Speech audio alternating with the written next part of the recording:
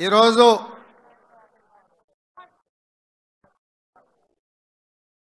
గాంధీ భవన్లో శ్రీమతి సోనియా గాంధీ గారి ఆశీర్వాదంతో శ్రీ మల్లికార్జున్ ఖర్గే గారు మిత్రుడు, శాసన మండలి సభ్యుడు, కాంగ్రెస్ పార్టీ తెలంగాణ కార్యనిర్వాహక అధ్యక్షుడిగా పనిచేసిన సోదరుడు మహేష్ కుమార్ గౌడ్ గారిని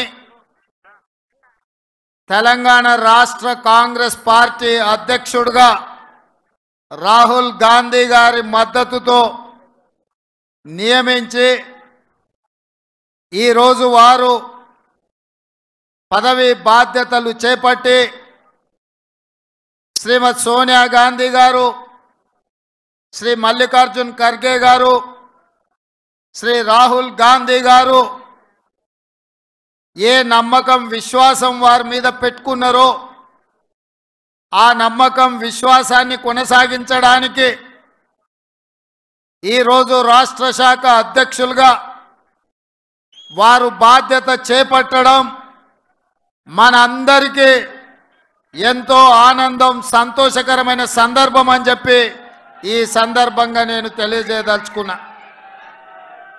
ఈ కార్యక్రమంలో ఏఐసిసి ఇన్ఛార్జ్ దీపాదాస్ మున్షి గారు, ఏఐసిసి సెక్రటరీలు, సహచర మంత్రివర్గ సభ్యులు, పార్లమెంట్ సభ్యులు, శాసన మండలి సభ్యులు, శాసన సభ్యులు, వివిధ కార్పొరేషన్లకు సంబంధించిన చైర్మన్లు,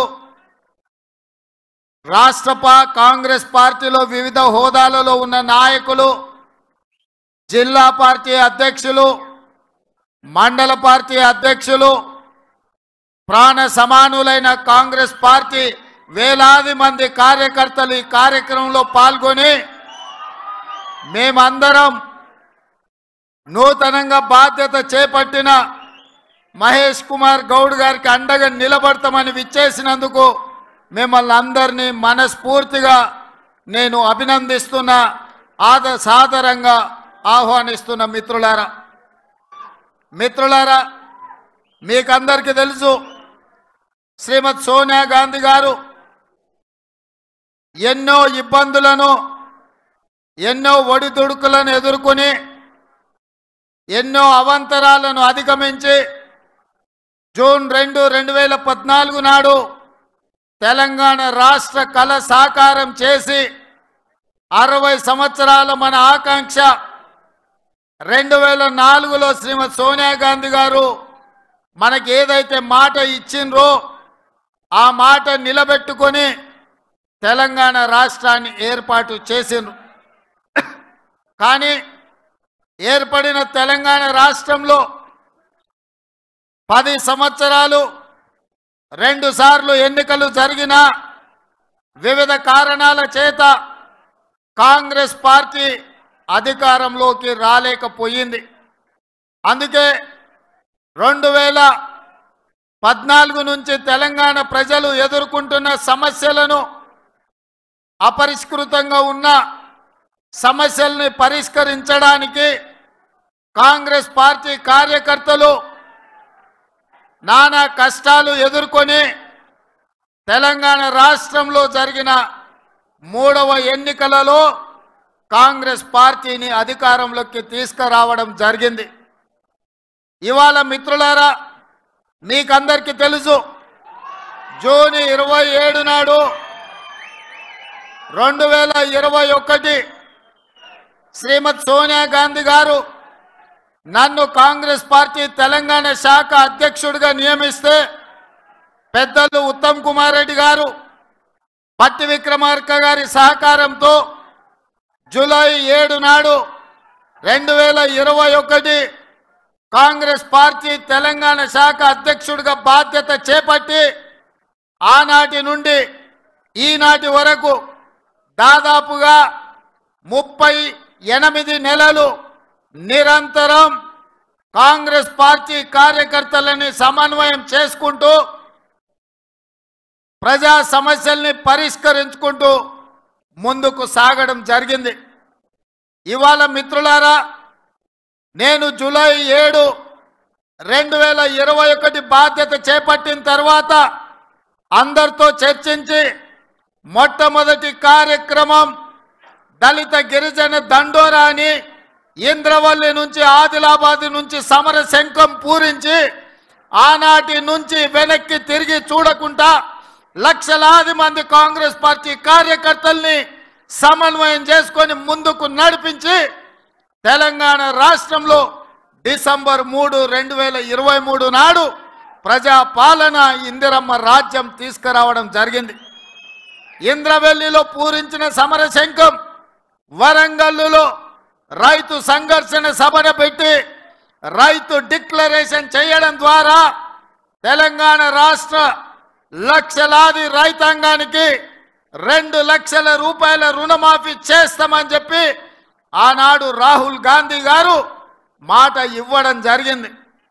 కాంగ్రెస్ పార్టీ, గాంధీ కుటుంబం మాట ఇస్తే మాట తప్పని మడమ తిప్పని నాయకత్వ లక్షణాలు కలిగిన గాంధీ కుటుంబం రాహుల్ గాంధీ గారు ఇచ్చిన మాట మేరకు ఈ సంవత్సరం ప్రభుత్వం ఏర్పడిన 6 నెలలలోపే 2 లక్షల రూపాయల రుణమాఫీ చేసి 18,000 కోట్ల రూపాయలు 23 లక్షల రైతుల ఖాతాలో వేసి వ్యవసాయం దండుగ కాదు, వ్యవసాయం పండుగ అని ఇందిరమ్మ రాజ్యంలో మనము నిరూపించినాం. ఇది కాంగ్రెస్ పార్టీ నిబద్ధత.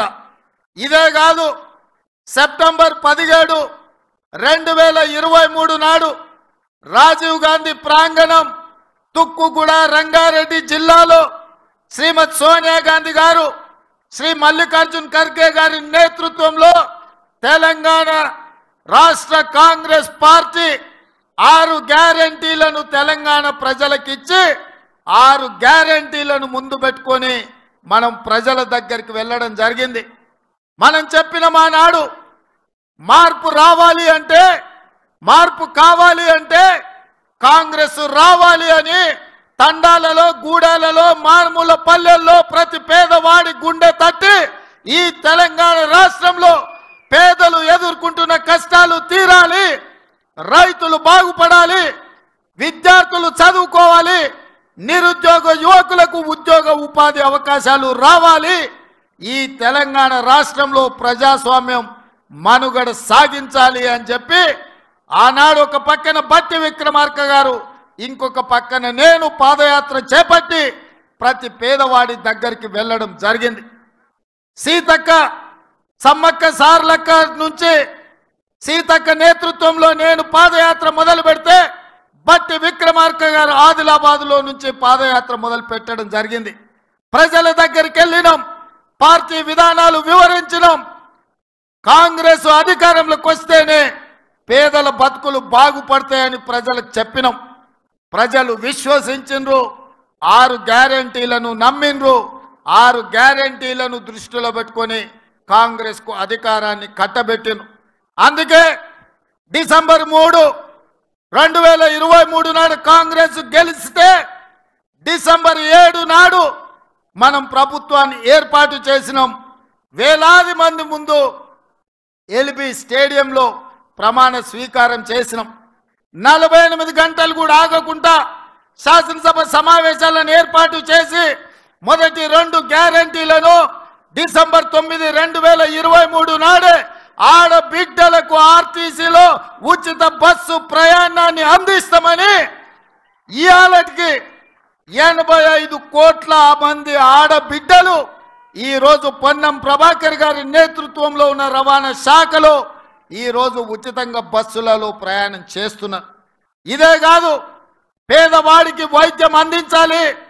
సర్కారు దవాఖానకు పోతే మళ్ళీ వస్తాడో రాడో అనే అనుమానం ఉన్న రోజుల్లో యూపీఏ 1 శ్రీ వైఎస్ రాజశేఖర రెడ్డి గారి నేతృత్వంలో రాజీవ్ ఆరోగ్యశ్రీ 2 లక్షల రూపాయలు ఉచిత వైద్యాన్ని పేదలకు అందించాలని ఆనాడు రాజీవ్ ఆరోగ్యశ్రీ పథకాన్ని మొదలు పెడితే చంద్రశేఖరరావు వచ్చిన తర్వాత కాంగ్రెస్ పార్టీకి పేరు వస్తుంది, రాజీవ్ గాంధీ పేరును పేదలు తలుచుకుంటారని కుట్రతోని రాజీవ్ ఆరోగ్యశ్రీని నీరు గార్చడం జరిగింది. కానీ కాంగ్రెస్ పార్టీ అధికారంలోకి వచ్చిన 48 గంటల లోపలే రాజీవ్ ఆరోగ్యశ్రీని 10 లక్షల రూపాయలకు పెంచి ప్రతి పేదవాడిని ఆదుకుంటాం. ఏదో అపోలో శ్రీమంతులే కాదు, పేదవాడు కూడా మహారాజులాగా వెళ్ళి వైద్యం చేయించుకొని ఇంటికి వెళ్లే విధంగా 10 లక్షల రూపాయల రాజీవ్ ఆరోగ్యశ్రీని 48 గంటల్లోనే అమలు చేసి కాంగ్రెస్ పార్టీ పేదల ప్రభుత్వం అని నిరూపించినాం. ఇదే కాదు, వ్యవసాయానికి ఉచిత కరెంట్ ఇచ్చింది కాంగ్రెస్. ఆనాడు అదే ఎల్బీ స్టేడియంలో వైఎస్ రాజశేఖర రెడ్డి గారు ఉచిత కరెంటు కోసం సంతకం పెట్టిండు. ఆ స్ఫూర్తితో వ్యవసాయంకే కాదు, పేదవాళ్ళ ఇళ్లలో కాంతులు వెలగాలి, వాళ్ళ కళ్ళల్లో ఆనందం ఉండాలి అని ప్రతి పేదవాడి ఇంటికి ఉచిత కరెంటునిచ్చి 200 యూనిట్లు ఈనాడు లక్షలాది కుటుంబాలకు వాళ్ళ ఇళ్లలో ఉచితంగా కరెంట్ ఇచ్చినాం. ఇదే కాదు, మా ఆడబిడ్డలు కట్టెల పొయ్యితోని కష్టపడుతుంటే కన్నీళ్లతో కట్టెల పొయ్యి పొగ ఊపిరితిత్తులకు పోయి క్యాన్సర్ వచ్చి చచ్చిపోతుంటే సోనియమ్మ ఆడబిడ్డల్ని ఆదుకోవడానికి ఆనాడు దీపం పథకం ద్వారా సిలిండర్ గ్యాస్ పొయ్యి పేదలకు అందించింది.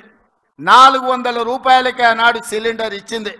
కానీ నరేంద్ర మోడీ చంద్రశేఖరరావు అధికారంలోకి వచ్చిన తర్వాత 400 సిలిండర్ 1200 రూపాయలు అయ్యింది.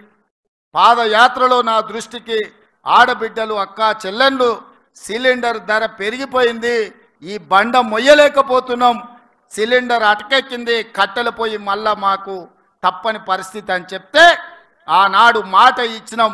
500 రూపాయలకి ఆడబిడ్డలకి ఇంటికి సిలిండర్ తెచ్చిస్తామని చెప్పినాం. ఇవాళ ఇచ్చిన మాట ప్రకారం ఆడబిడ్డలకు 500 రూపాయలకే ఇవాళ మనం సిలిండర్ ఇచ్చి నిరూపించినాం. ఇదే కాదు మిత్రులారా, రైతులకు ఇచ్చిన మాట ప్రకారం పార్లమెంట్ ఎన్నికలలో సన్నాసి తాటి చెట్టు లెక్క పెరిగిండు కానీ దూలం లెక్క పెరిగిండు కానీ దూడకున్న బుద్ధి కూడా లేదని నేను ఆయన చెప్పినా, నువ్వు రైతు రుణమాఫీ చెయ్యి, నేను రాజీనామా చేస్తా అని సవాలు విసిరిండు.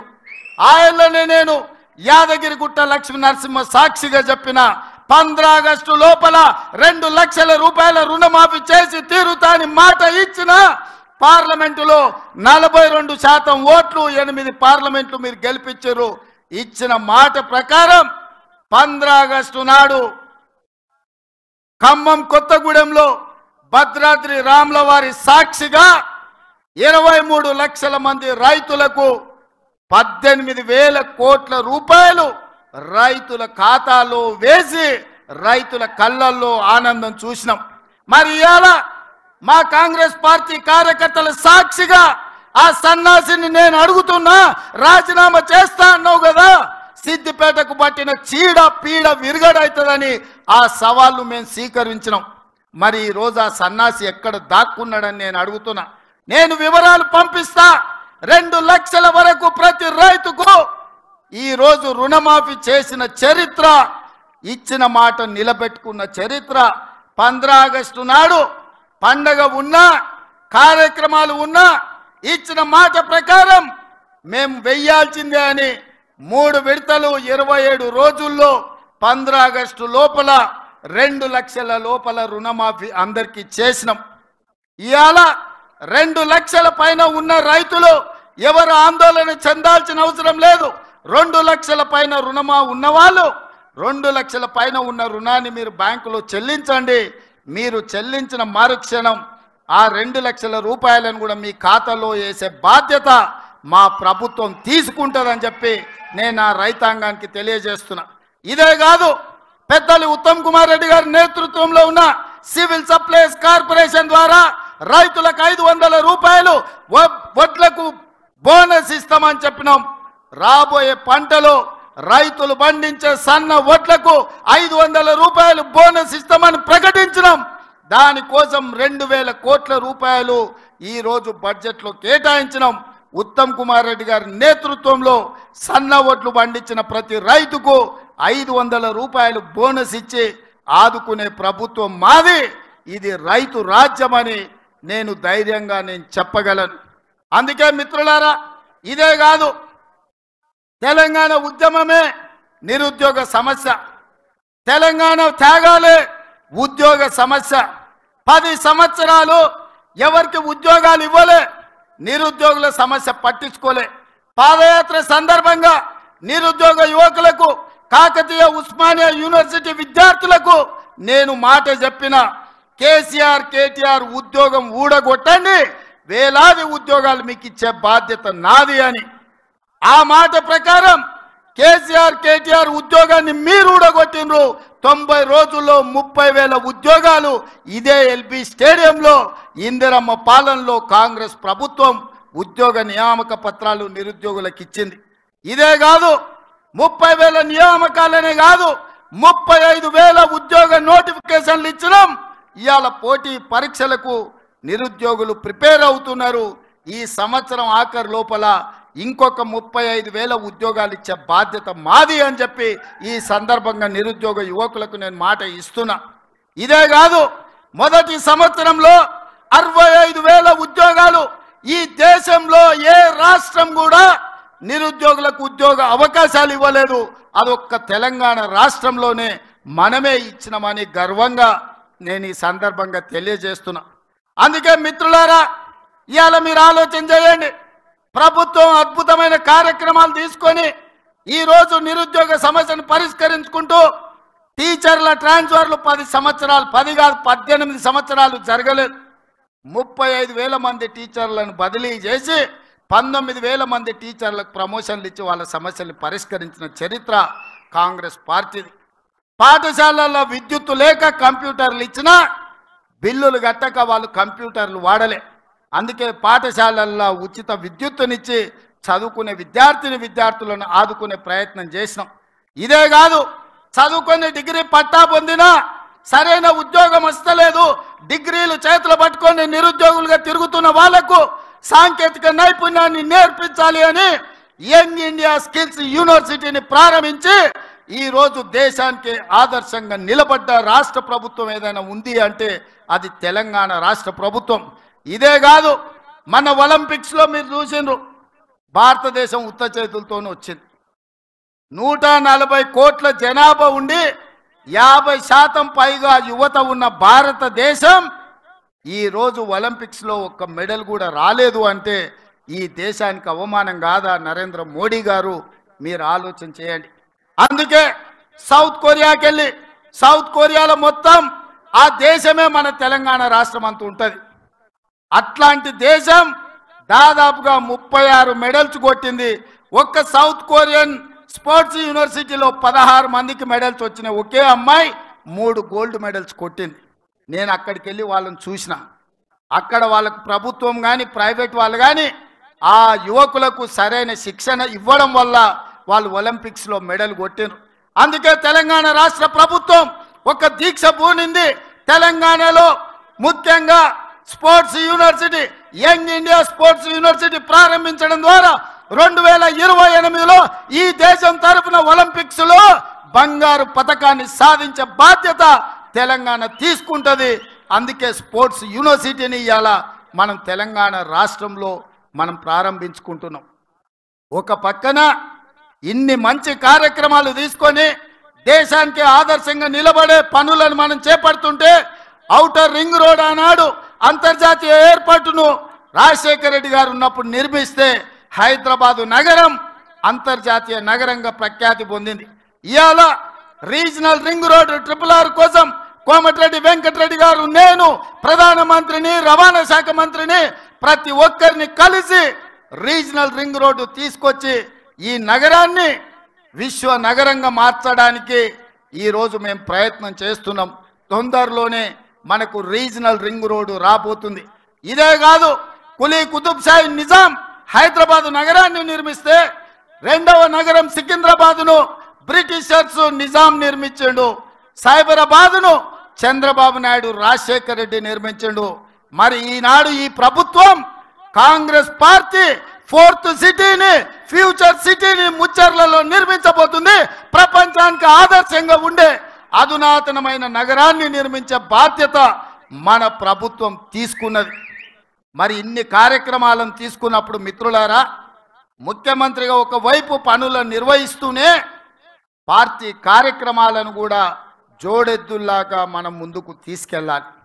అందుకే ఈనాడు శ్రీమతి సోనియా గాంధీ ఖర్గే గారిని నేను కలిసి పార్టీ అధ్యక్షుడిగా పూర్తి సమయాన్ని ఇచ్చే నాయకుడిని నియమించండి, తద్వారా ప్రభుత్వం తీసుకుంటున్న నిర్ణయాలు, ప్రభుత్వం చేపడుతున్న సంక్షేమ కార్యక్రమాలు, ప్రభుత్వం చేస్తున్న అభివృద్ధిని గ్రామాలలో, తండాలలో, గూడాలలో, మారుమూల పల్లెల్లో, తెలంగాణ రాష్ట్రంలో ఉండే 4 కోట్ల ప్రజలకే కాదు, ఈ దేశంలో ఉండే 140 కోట్ల ప్రజలకు ఒక ఆదర్శ రాష్ట్రంగా తెలంగాణను తీర్చిదిద్దాలి అంటే పూర్తి సమయాన్ని కేటాయించే రాష్ట్ర అధ్యక్షుడు ఉండాలి, క్రియాశీలకంగా పనిచేయాలి, కార్యకర్తలతో సమన్వయం చేసుకునే వాడిని వెయ్యండి అని చెప్పి అధిష్టానానికి మేము అందరం చెప్పినాం.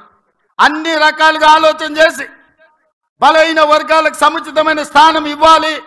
3 సంవత్సరాల కార్యనిర్వాహక అధ్యక్షుడిగా ఎల్లవేళల గాంధీ భవన్లో కార్యకర్తలకు అండగా నిలబడి ప్రతి వాడికి విశ్వాసం కల్పించి ఈనాడు కాంగ్రెస్ అధికారంలో రావడానికి తనదైన పాత్ర పోషించిన మహేష్ గౌడ్ని ఇవాళ సోనియా గాంధీ గారు, ఖర్గే గారు రాష్ట్ర పార్టీ అధ్యక్షుడిగా నియమించండు.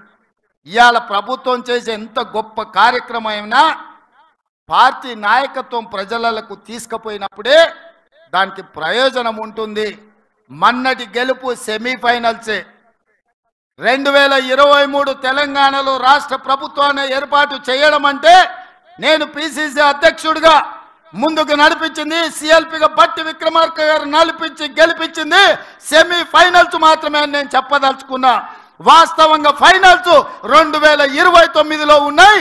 ఢిల్లీ ఎర్రకోట మీద మువ్వన్నెల జెండా ఎగరేసినప్పుడే నరేంద్ర మోడీని ఓడించి రాహుల్ గాంధీని దేశానికి ప్రధానమంత్రిని చేసినప్పుడే ఈ దేశంలో మనం ఫైనల్స్ గెలిచినట్టు మిత్రులారా. అందుకే మిత్రులారా, 94 నుంచి 2004 వరకు 2 సార్లు టీడీపీ గెలిచింది. 2004 నుంచి 2014 వరకు 2 సార్లు కాంగ్రెస్ గెలిచింది. 2014 నుంచి మొన్నటి ఎన్నికల వరకు టిఆర్ఎస్ 2 సార్లు గెలిచింది. ఇప్పుడు నేను మీ ముందు గర్వంగా సగర్వంగా చెప్పదలుచుకున్న 10 సంవత్సరాలు నిరంతరాయంగా ఈ రాష్ట్రంలో కాంగ్రెస్ అధికారంలో ఉంటుంది.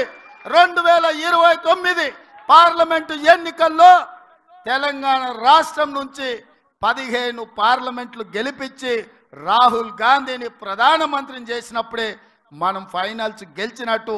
అప్పటి వరకు ఎవరు విశ్రమించొద్దు, ఎవరు సెలవు తీసుకోవద్దు, ఎవరు నిరాశ చెందొద్దు, మనందరం సమన్వయం చేసుకోవాలి. ఇంత ఫైనల్స్కి వెళ్ళే సందర్భంలో మహేష్ గౌడ్ గారి భుజ స్కంధాల మీద మల్లికార్జున్ ఖర్గే గారు, కేసీ వేణుగోపాల్ గారు ఇవాళ కీలకమైన బాధ్యత పెట్టిండ్రు. నాకు సంపూర్ణమైన విశ్వాసం ఉంది మిత్రుడి మీద. ఖచ్చితంగా కార్యకర్తలకు అందుబాటులో ఉండి రాహుల్ గాంధీ గారిని ప్రధానమంత్రిని చేసే వరకు అహర్నిశలు కృషి చేసి కష్టపడి కాంగ్రెస్ను తెలంగాణలో గెలిపించి 15 పార్లమెంట్లు ఢిల్లీకి పంపించే వరకు మేమందరం సమన్వయంతో పని చేస్తూనే ఉంటాం. నిన్న మన వాడొకడు వీడొకడు మోపాడు, వాళ్ళు వీళ్ళు వాళ్ళ చెంచాగాళ్ళు కార్యకర్తల మీద కేసులు పెట్టాలనో కార్యకర్తల మీద దాడులు చేస్తామనో ప్రయత్నం చేస్తారు. మన ఇంటికి వస్తామని చెప్పారు, కానీ మనోళ్ళే వాళ్ళ ఇంటికి పోయారు. చింతపండు అయినాక చెప్తారు మా ఇంటికి వచ్చి తన్నీరని. సంకనాకనికి విలువాలనా రా చూసుకుందామని. అందుకే నేను చెప్పిన, నేను లేను, శాంతి భద్రతలు వస్తానే చూసి శాంతి భద్రతలను సరిదిద్దండి అని చెప్పిన. మా కార్యకర్తలు ఎవరి జోలికి పోరు, కానీ ఎవరన్నా మా జోలికి వచ్చి మా మంచితనాన్ని చేతగాని తనం అనుకుంటే చింతపండు అవుతుందని నేను చెప్పదలుచుకున్నా. మా మహేష్ గౌడ్ గారు కొంచెం సౌమ్యుడు అయి ఉండొచ్చు, కాకపోతే వెనకాల నేనున్న ఆ సంగతి మరవద్దు. ఎవరన్నా ఏదన్నా అధ్యక్షుడిగా సౌమ్యుడు వచ్చిండు, మా ఆటలు సాగుతాయి, ఊర్లలో మా ఇష్టం వచ్చినట్టు చేయొచ్చు అని ఎవరన్నా అనుకుంటుర్రేమో. నేను వెనకాలనే ఉన్న బిడ్డ. ఎవరన్నా మా కార్యకర్తల జోలికి వస్తే ఒక్కడొక్కడికి ఉంటుందని నేను చెప్తున్నా. మహేష్ గౌడ్ గారు, నా విజ్ఞప్తి ఒక్కటే, ఒక్క పని నాకు పెండింగ్ ఉండిపోయింది. కార్యకర్తల ఎన్నికలు నేను చేయాల్సిన బాధ్యత ఈ లోపల మీకు వచ్చింది, అది మీ అదృష్టం. రాబోయే 3-4 నెలల్లో బీసీ కమిషన్ చైర్మన్ గా నిరంజన్ గారిని నియమించినాం. బీసీ జనాభా లెక్కలు తీసి వాళ్లకు రావాల్సిన వాటా వాళ్ళకి ఇచ్చి సర్పంచులు, ఎంపీటీసీలు, జడ్పీటీసీలు, మున్సిపల్ కౌన్సిలర్లు, మున్సిపల్ కార్పొరేటర్లు, జిల్లా పరిషత్ చైర్మన్లు, ఎంపీపీలను చేసే బాధ్యత మన ఇద్దరి మీద ఎక్కువగా ఉన్నది. ముఖ్యమంత్రిగా నేను, పిసిసి అధ్యక్షుడిగా మీరు సమన్వయం చేయాలి. ఇప్పటి వరకు జరిగిన ఎన్నికలు, ఎమ్మెల్యేలు, ఎమ్మెల్సీలు, ఎంపీలు ఇవన్నీ నాయకులకు సంబంధించినవి. నాయకులు ఎట్లో గట్ల నడుస్తుంది, కానీ కార్యకర్తలు కష్టాలలో ఉన్నారు. ఆ కార్యకర్తల్ని గెలిపించి వాళ్ళని సర్పంచులుగా చేయాల్సింది, ఎంపీటీసీలుగా గెలిపించాల్సింది, జడ్పీటీసీ, ఎంపీపీ, జిల్లా పరిషత్తులు చేయాల్సిన బాధ్యత మన మీద ఉన్నది. అన్నిటికంటే గురుతరమైన బాధ్యత, బరువైన బాధ్యత ఇదే. ఈరోజు మీ భుజాల మీద అది ఉన్నది. అందరినీ సమన్వయం చేయండి. గ్రామ గ్రామాన కార్యకర్తలు జెండా మోచినోళ్లను అవసరమైతే ఊపిరైన వదిలిండ్రు కానీ జెండాను వదలలేదు. భుజాలు కాయలు కాసే విధంగా కాంగ్రెస్ జెండా మోచిన కార్యకర్తల్ని గెలిపించాల్సిన బాధ్యత మన మీద ఉన్నది. వేదిక మీద ఉన్న పెద్దలందరి మీద ఉన్నది. మీ ఎన్నికలకు మా ఎన్నికల కంటే ఎక్కువ కష్టపడతా నేను. మహేష్ గౌడ్ గారు మిమ్మల్ని అందరినీ సమన్వయం చేస్తారు. మిమ్మల్ని గెలిపించుకున్నప్పుడే నిజమైన విజయం, మీరు గెలిచినప్పుడే నిజమైన కాంగ్రెస్ గెలిచినట్టు. మీ గెలుపు కోసం, స్థానిక సంస్థల ఎన్నికల కోసం వేదిక మీద ఉన్న నాయకులమందరం కూడా పునరంకితమవుదామని తెలియజేస్తూ మీ అందరి దగ్గర సెలవు తీసుకుంటున్న మిత్రులారా, జై కాంగ్రెస్. ఫామ్ హౌస్లో వండిన ఆయన గుండెలు ఎదరాలరా నాయన, అవునా? నేను ఇక ముఖ్యమంత్రి కొన్ని ప్రసంగాలు తగ్గించాల్సి వస్తుంది. ఈరోజు ఆఖరి రోజు పిసిసి అధ్యక్షుడిగా గట్టిగా నినాదాలు ఇవ్వాలి. జై కాంగ్రెస్, జై జై కాంగ్రెస్, జై కాంగ్రెస్, జై సోనియమ్మ, జై జై సోనియమ్మ. ధన్యవాదాలు మిత్రులారా.